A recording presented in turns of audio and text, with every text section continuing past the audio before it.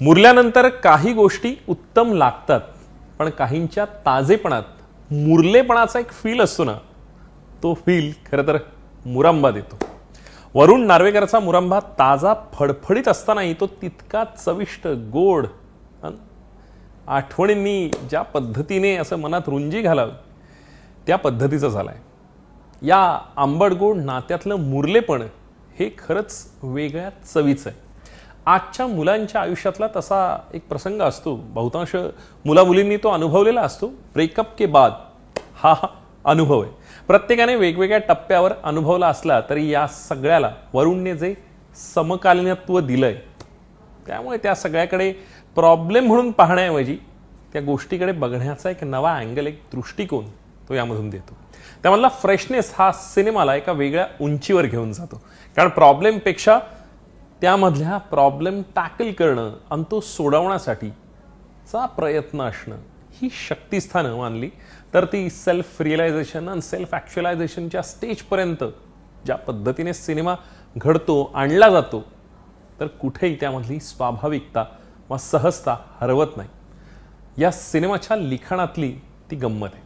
श्रीखंडामधून केसर विलग करता येत नाही इतकं एकजिन्सीपण हे कलाकारांच्या परफॉर्मन्स आणि सिनेमाच्या लिखाण आणि मांडणीत झालेलं जाणवतं. संवादातील चुरचुरीतपणा इतकाच त्यामधील नॉर्मल व्यक्तिरेखा खरं तर त्या आहेत. त्या आपल्यासारख्याच हाडामासाची मनं असलेली माणसं ती वाटतात, ती फिल्मी कॅरेक्टर्स वाटत नाहीत. कुठेही फिल्मीपणा यामध्ये नाही. प्रसंग आणि त्यामधील पात्रांच्या रिॲक्शन्स या उपऱ्या उंबरठ्या बाहेरच्या वाटत नाही आणि त्यामुळेच ती पात्र आपल्या जवळची कधी होऊन जातात आणि हे आलोक इंदू आपल्यातले कधी होतात हे कळत नाही.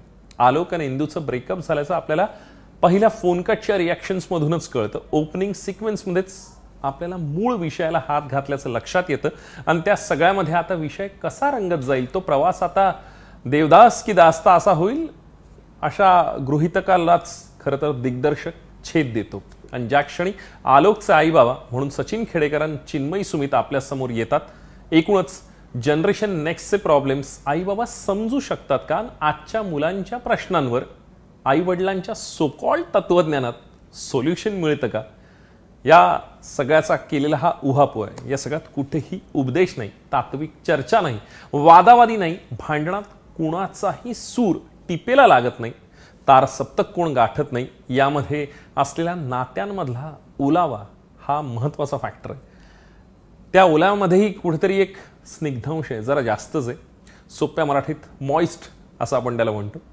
सिनेमाचा पोत ज्या प्रकारे ठेवण्याचा वरुण नार्वेकरचा प्रयत्न आहे त्याला स्पेशल ब्राउनी पॉइंट्स. सिनेमा हा ब्रेकअपबद्दल बोलताना नकळत वेगवेगळ्या विषयांना स्पर्श करतो. लग्न, नातं याबद्दलचा एक टेक आपल्याला इथे मिळतो.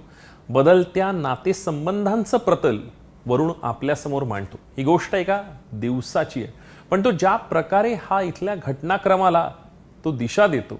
ब्रेकअप नंतर रात्र मित्रासोबत घालवून सकाळी घरी परतलेला आलोक चहा पिताना एकत्र आई बाबांना इंद्रायणीशी ब्रेकअप झालंय हे ज्या प्रकारे सांगतो आणि त्यानंतर त्यांची रिॲक्शन, मग ते साधं भांडण की ब्रेकअप, अशा सोपस्कारपर प्रश्नांच्या सरबत्तीमध्ये आलोकचं नेमकं काय होतं.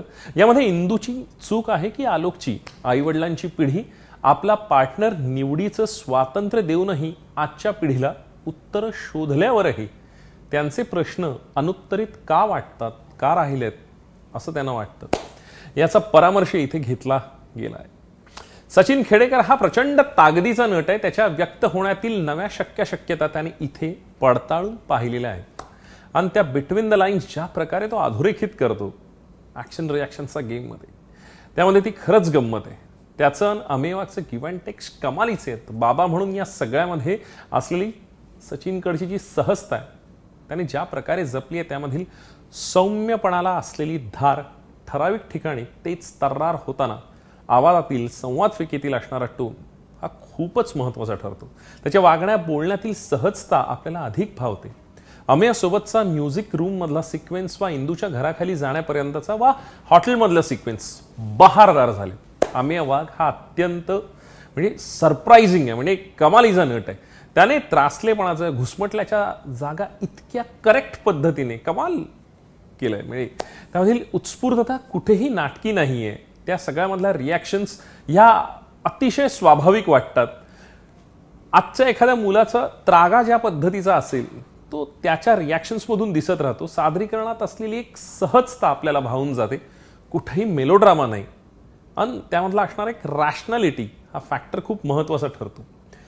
पण यामध्ये असलेला सॉफ्ट अँड वल्नरेबल हे त्याने ज्या प्रकारे दाखवलंय तिथे खरंच स्पेशल ब्राउनी पॉईंट्स आहेत. त्याच्या आणि मिथिलामधील सीन्समध्ये गोडवा आहे. जरी ते भांडणाबद्दलचे सीन्स असले तरी त्यामधील असणाऱ्या त्राग्याला असलेली एक भावनिक किनार आहे ती महत्त्वाची ठरते. दोघं ज्या पद्धतीने व्यक्त होतात, ॲक्शन रिॲक्शनचा गेम आहे, ते दोघं त्यांच्यात खेळत असले तरी आजच्या युवा पिढीचं म्हणजे रिलेशनशिपवरचं टेक म्हणून यांच्या नातेसंबंधांकडे पाहता येईल. चिन्मयी सुमितने साकारलेली आई खरं तर ऑथरबॅक रोल नाही आहे, पण तरीही म्हणजे तिने ज्या जागा काढल्या, तिचा साधेपणा, भाबडेपणा आणि मुलाची वाटणारी एक काळजी, एक तळमळ आहे ते तिच्या डोळ्यात दिसतं. फारच गोड झालं हे प्रकरण. तिच्या व्यक्त होण्यात, तिच्यामधील ममत्वात खोटेपणा, फिल्मीपणा नाही हे तितकंच महत्त्वाचं आहे. गुणी अभिनेत्रीने आपलं नाणं चोखपणे वाजवलंय. मिथिला पालकरने पदार्पणात फुल ऑन बॅटिंग केली आहे. तिच्या गाण्यात असलेला गोडव्या इतकंच व्यक्त होण्यातही गंमत आहे. तिचे आणि आमियाचे हॉटेलमधील सिक्वेन्स वा त्यांचे घरातील सिक्वेन्स, तिच्या बेडरूममध्ये वा लिफ्टमध्येही असलेल्या सिक्वेन्समध्ये ज्या प्रकारे मिथिला व्यक्त होते त्यामध्ये एक रंजकता आहे. मिलिंद जोगने केलेली भावपरिपोष प्रकाश योजना आणि त्यामध्ये प्रत्येक दृश्य चौकट नजाकत भरी व्हावी यासाठी घेतलेली मेहनत ही विशेष जाणवते. विशाल बाटेच्या संकलनात असलेला स्लीकनेस जाणवतो. प्रसंगांचा ट्रान्झिशनसाठी केलेला वापर आणि त्या गोष्टी लिखाणात ज्या प्रकारे मांडल्या गेल्यात त्यांना वरुण आणि विशालने योग्य न्याय दिलाय असं जाणवतं. वैभव जोशीच्या शब्दांना असलेला नाद ऋषिकेश जसराज आणि सौरभ यांनी नेमकेपणाने टिपलाय. रणजित गुगले, अनीश जोग, निनाद वैद्य, अपर्णा पाडगावकर आणि नितीन वैद्य या टीमचं मनपूर्वक कौतुक. इतकी फ्रेश आणि तितकेच मच्युअर्ड फिल्म या सगळ्याला इतकं भरभरून पाठबळ दिल्याबद्दल